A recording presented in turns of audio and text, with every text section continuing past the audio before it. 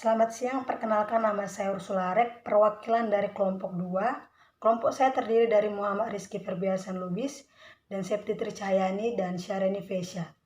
Oke, kami akan mempresentasikan tugas pengantar ilmu politik dengan judul Konsep Kepartaian yang ada di Indonesia dengan dosen pengampu Bapak Fernanda Amisya Putra, SOS MSI.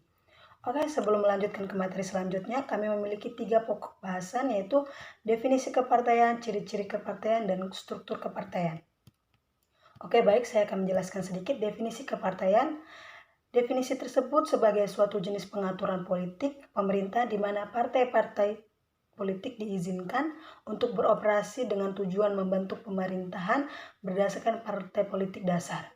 Nah, partai politik dapat didefinisikan sebagai kelompok orang yang terorganisasi yang memiliki kesamaan dengan tujuan untuk memperoleh kekuasaan politik dan mengatur negara. Oke, sebelumnya itu ada sistem kepartaian.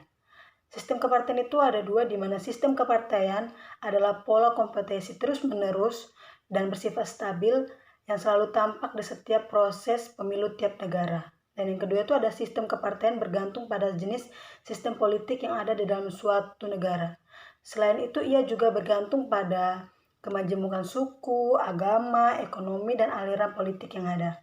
Semakin besar derajat perbedaan kepentingan yang ada di negara tersebut, semakin besar pula jumlah politik yang ada di Indonesia. Perkenalkan, nama saya Septi Tricayani. Saya akan membacakan slide selanjutnya. Sistem kepartaian dan partai politik merupakan 2 konsep yang berbeda.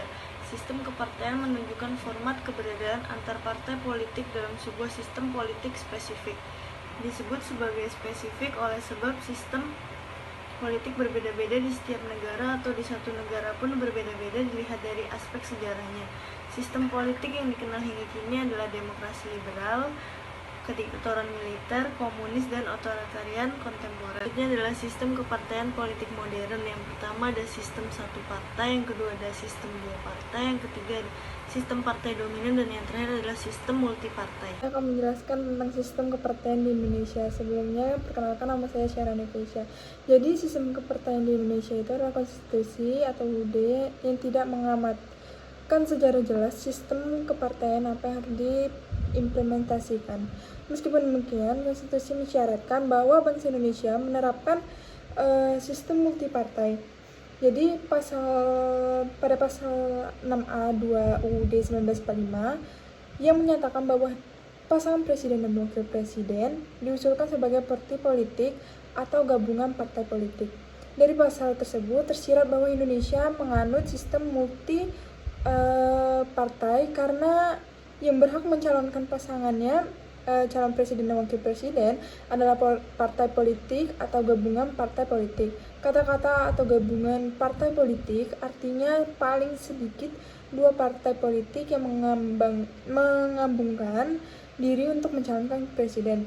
Terus sistem kepartaian belumlah menjadi seni politik yang nampan, yang artinya tata cara melakukan klasifikasi sistem kepartaian belum disepakati oleh para peneliti ilmu politik. Namun yang paling mudah dan paling banyak dilakukan oleh penelitian adalah jumlah partai yang berkompetisi dalam sistem politik. Baiklah, di sini saya Rizky akan melanjutkan pembahasan materi dari Syareni Vesya. Ciri-ciri kepartaian.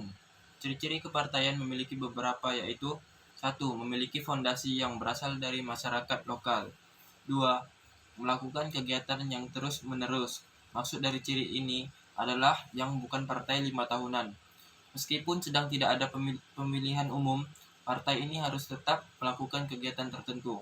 3. Ikut serta dalam pemilihan umum. 4.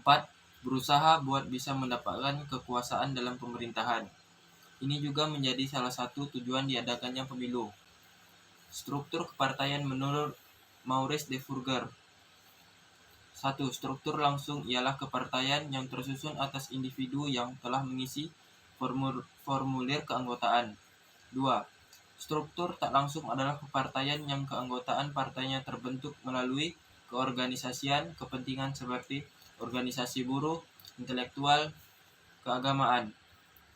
Mungkin itu saja pembahasan dari kelompok kami, yaitu kelompok 2. Sekian, terima kasih.